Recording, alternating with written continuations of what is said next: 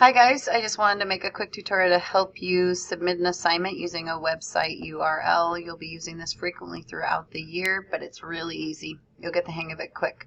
So first you're going to click on Submit Assignment.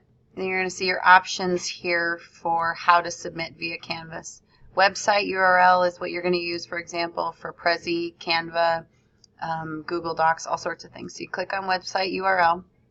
So it says we need to copy and paste.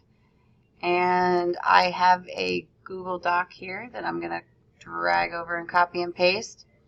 So really important you don't use the URL that's up here in the address bar. That's not going to work. You click Share, Get Shareable Link, Copy.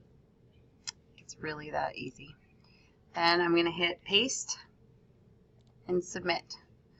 You'll also, and we're done. You can see it's submitted and I was successful. You will also see here that there's a Google Drive option where you can click on that and then your documents will come up in Drive and you can select it that way. So that's also an option. But I hope this helps you submit a website URL, especially from a Google Doc, as an assignment on Canvas.